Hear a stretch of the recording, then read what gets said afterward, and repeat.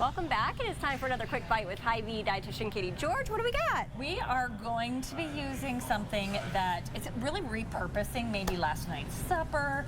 I know personally I do not love reheated meat. Ugh, it's just not my thing. And so if we have leftovers, I'm kind of like, pass most of the time. So what we are going to do is we are going to do a basil chicken salad today.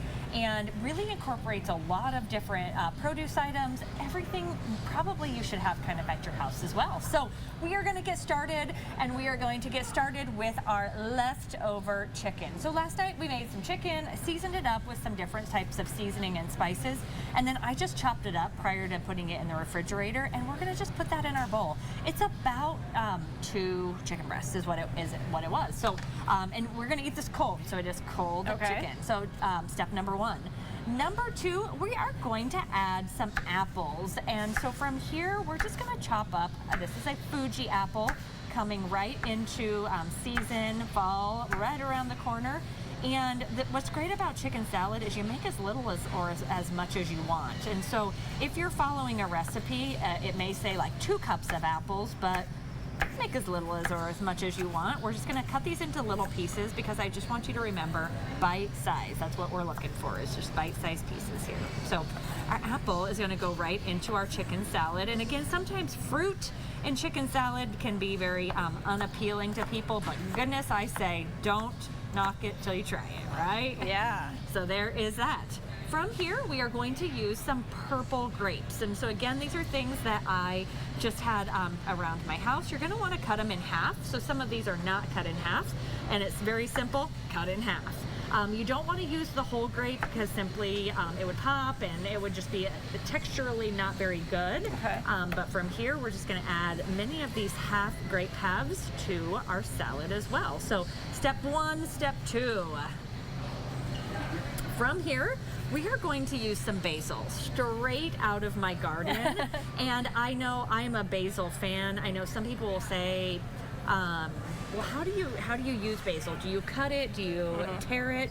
And my philosophy is I am a stacker. So I take the leaves, I stack them, I roll them up super duper tight. And then from here we use a technique, it's called chiffonade, and really it's cutting into little strips and slices. Ooh. So you don't need a lot. Basil is very overpowering, and you can smell it just by having the oils releasing. So that is that. Less is more in this Less is more. We are going to use just a little bit of dill. So this dill is just going to add some of that really tremendous flavor. So we're going to add some dill to that. A little bit of honey to sweeten it up. So here comes our honey, about a tablespoon of that. And then our main ingredient to kind of mesh it all together is going to just be some plain Greek yogurt. Up the proteins, it's something different from mayonnaise, absolutely. So if you have a big container of this, you can absolutely use that. And again, this is as, I would say, as saucy as you want it. So we're gonna use about half of it to kind of start off with, and this is just kind of mesh it all together. Salt and pepper, absolutely. I'm just gonna kind of blend this together. You can top it with some slivered almonds or some walnuts if you want. But just adds a lot of flavor with the crispy apple. And then the crispy apple, the grapes, the honey, the dill, the basil, it all just works smells really so good. wonderful together.